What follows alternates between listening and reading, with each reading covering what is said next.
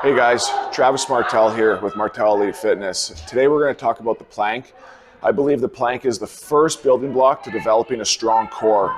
The reasons we want a strong core is it helps with our skating, helps with the efficiency of our skating, to be more specific. So you'll see a lot of guys, especially younger players, when they skate, they do a lot of lateral shifting as they're skating. That's because their core is weak and so they can't stabilize while they're pushing into the ice.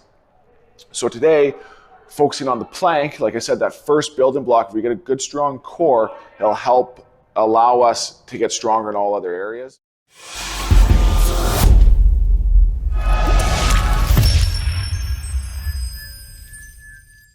So the first setup with the core is working on what's called like a pelvic tuck, or the way I work with my athletes, the way I tell them is we want to try and stack our ribs and our core. So this is representing the front of my rib cage here, and this is the front of my pelvis. I want them to stack over top of each other. I don't want it to be open. You'll see a lot of hockey players in this position here, where they have, it's called lordotic, so big sway to their back, and that's because the way they skate, they have to be in that position. So what we want to try and do is tuck our hips underneath and stack our ribs in front. So think about taking two bowls, and you want those two bowls to line up, and that would represent our ribs and our hips. The other thing we want to make sure we're doing is our elbows are going to be right underneath of our shoulders. We want our arms to run parallel with one another. So to get set up in that plank, I'm going to start with my elbows under my shoulders, make sure that my ribs are tucked, and then I'm going to extend one leg, then the opposite leg.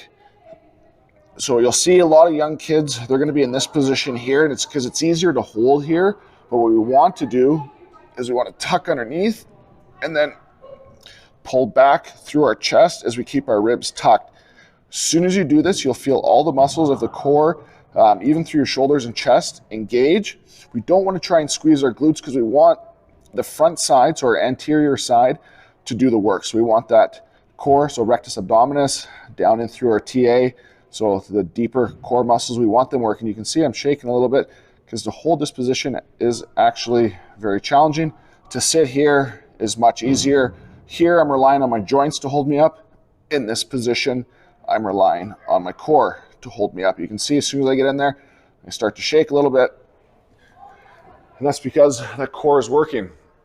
So to kind of go over that setup again, we want to tuck the hips and tuck the ribs so they create a stacking position. So think two bowls on top of each other. Start with 5-10 seconds of holding that in perfect position. If you need to, you can get a friend or a parent, take your hockey stick and place it down your spine. So the hockey stick should touch the back of your head, middle of your shoulder blades, and then down through your tailbone. You don't want a huge gap between the stick and your low back. I would say just enough to kind of slide your hand underneath would be optimal.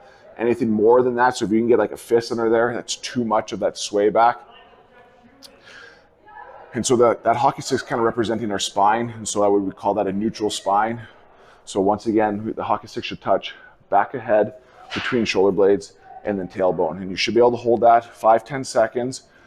Once you can't, and one of those contact points are released from the stick, just relax out of the plank and then start again and build up to 20-30 seconds. Don't try and get 30 seconds right away.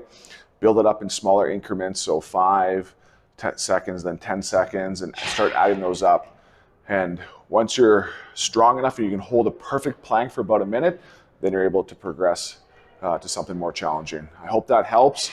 And this exercise, like I said, is the building blocks to stronger stride on the ice and more efficient stride. And so the more efficient we can be on the ice, the less energy we're going to burn, so we're going to be able to play harder later in the games. I hope that helps. Like I said, please subscribe to my channel for more tips and tricks to help you become a better hockey player.